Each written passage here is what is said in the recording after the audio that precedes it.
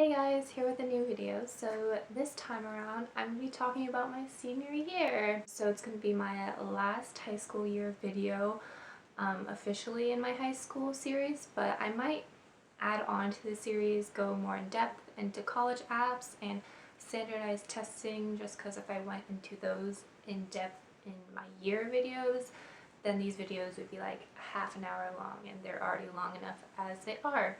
With that in mind, let's just get into it. So I took 4 AP classes, which is one less than my junior year, but I took just as many tests because I took AP Comparative Government and Politics, but that's also paired with AP U.S Gov, and we just take that all in one year instead of splitting it up into 2 separate classes.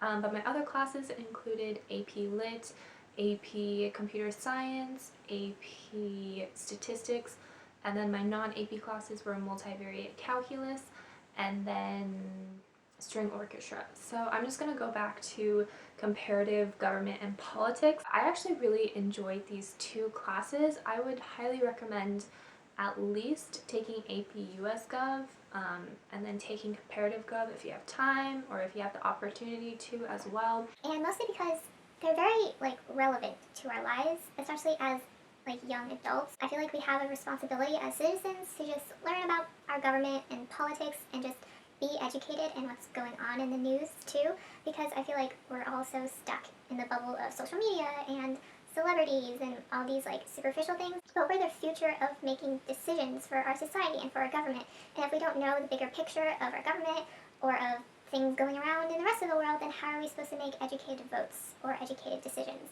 So that's like my mini rant on why you should take AP US Gov. I personally had a really good teacher, which definitely helped me spark an interest in this class. If your school doesn't have the best teacher, then it might be kind of boring and a little dry and tedious. But other than that, it's a social studies class, so as long as you do the memorization and you do your readings, then you'll probably do fine on the AP tests as well. As for AP Comparative Gov Paul, I feel like the material is a little bit harder than AP US because for AP US you get really into the government of one country, but then for comparative we go into the governments of many countries and see how each government compares and contrasts. And it can be kind of dry and just a lot of information just thrown at you, but I personally think it's once again pretty relevant in just knowing what's going on in the world, and it does definitely help if you have a good teacher who really just keeps getting you guys interested in what you're learning instead of just reading the book and memorizing stuff. Yeah, so that's AP US Gov and AP Comp Gov.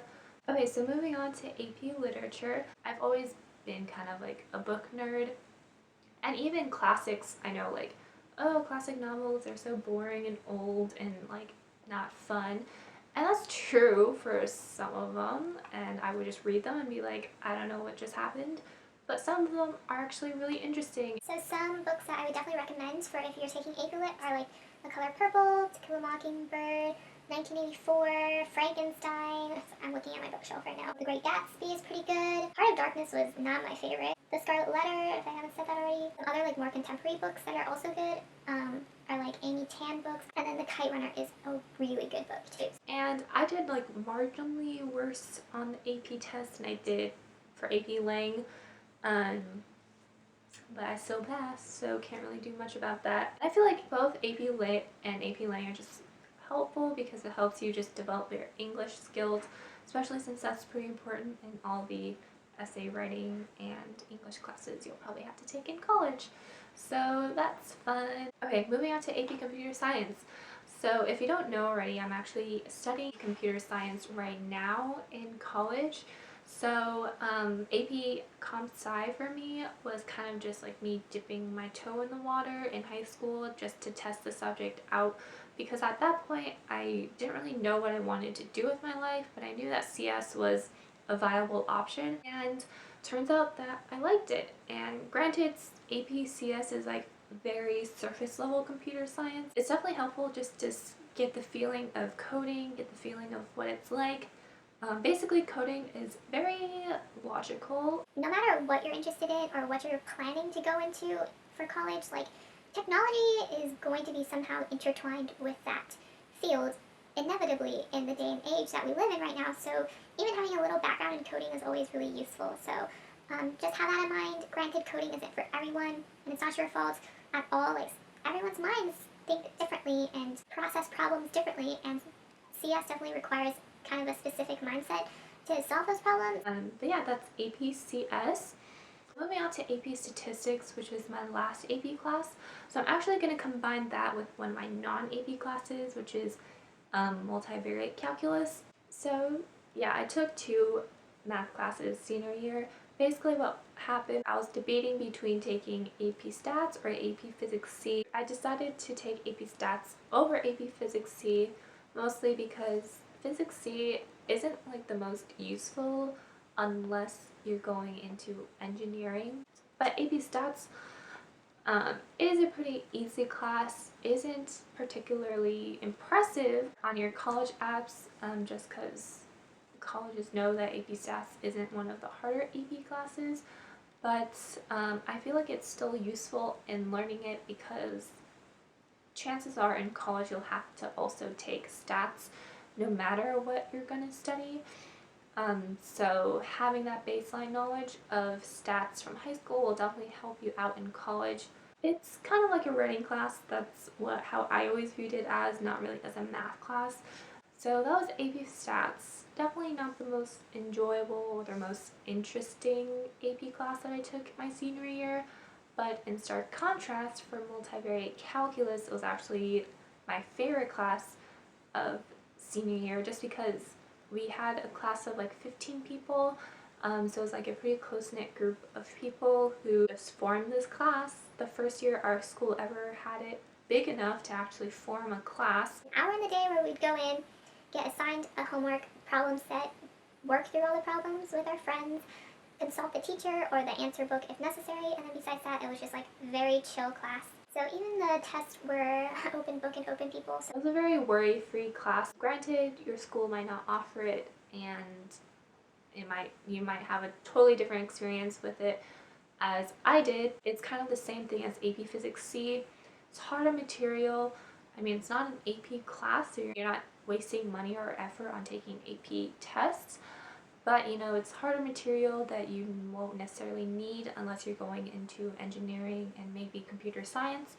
And my last class is Orchestra, once again, 4 times in a row.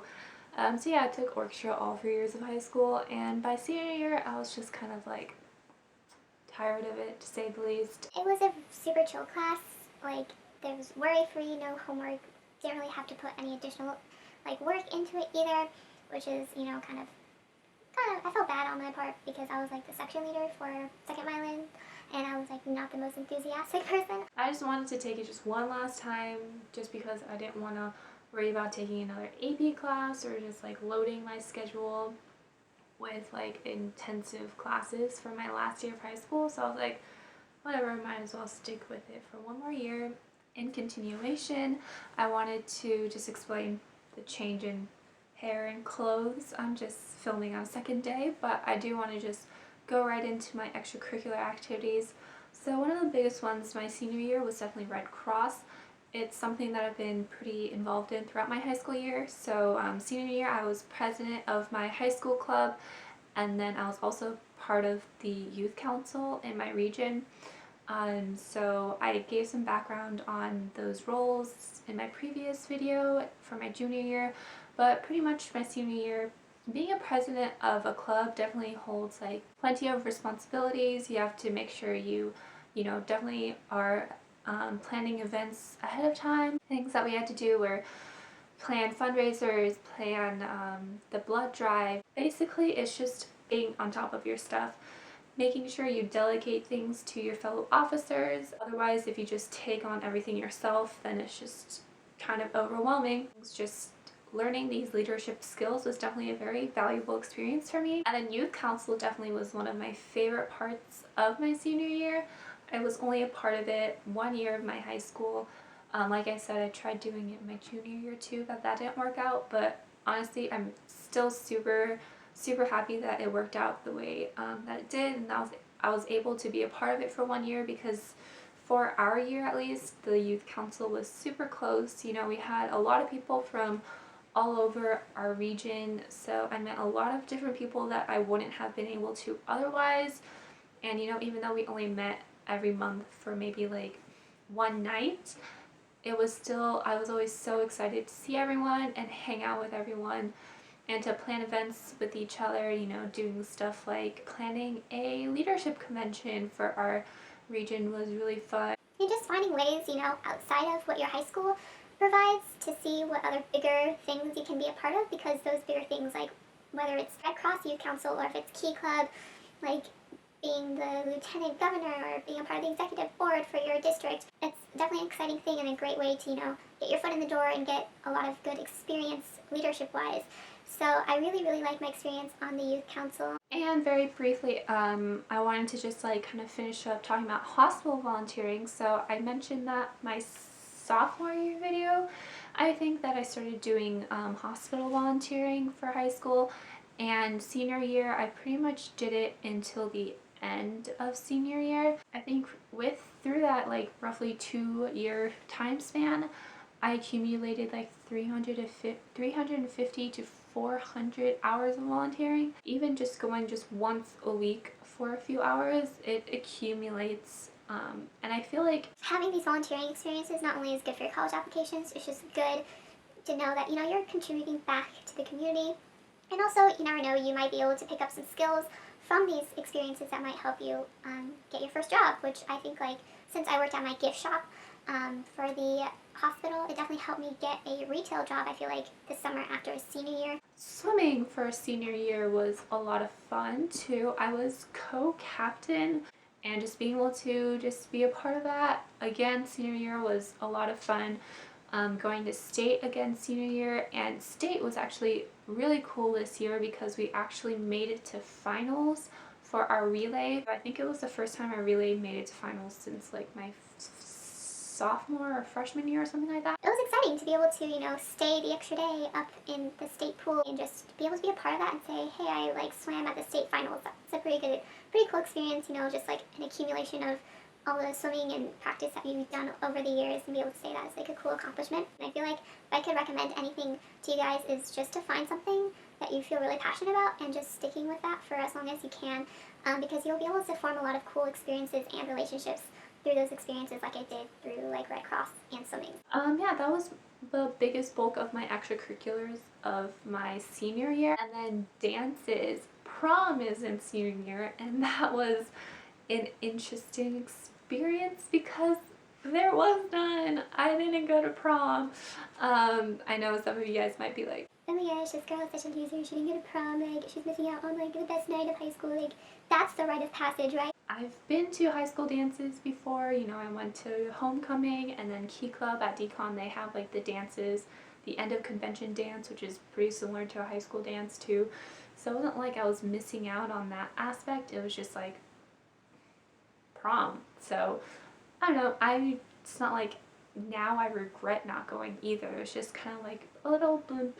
That was another part of my senior year. The other biggest part of senior year are college decisions and college applications. But basically, the first semester of senior year is just death. Like, well, for me, I also had swimming, so that took a lot of time, and classes is like, you know, homework typical, but then it's like on top of that you have to be like, wait, I have to, you know, sort out my applications, like what colleges do I even want to apply to? I don't know, like what major do I want to apply to? Just figuring that all out and trying to like write coherent and standout essays and like sending that to people to try to edit them and being like, okay, I guess I might not be that good at writing after all. Okay, let's try to fix everything and try to send everything out on time. That's first semester. Not so fun. Lots of deadlines, right? You know, it's like boom, boom, boom. And then finally it's just like, oh my gosh, I'm done. I'm done. And then the second semester it's just like, oh, senioritis. Don't want to do anything. But college decisions can be pretty rough, not gonna lie, just like getting rejections or waitlists and just getting that like those few acceptances and being like, okay, yay, but then being like, oh, rejected, waitlisted, you know. But not putting so much of your self-worth onto these decisions are definitely what I would recommend, because You know, sometimes it can be easy to be caught up and be like, okay, what college I go to or what colleges accept me, define me, and is what makes me, you know, good enough. Like, that's definitely not the case.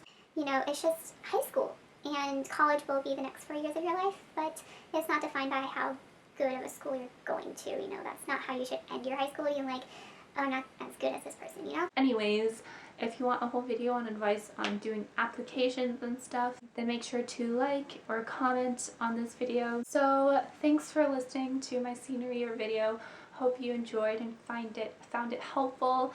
So this kind of wraps up my year videos going through high school. So if you have any other video requests, then leave them down below. Hope you enjoy and are having a good summer so far. Okay, bye!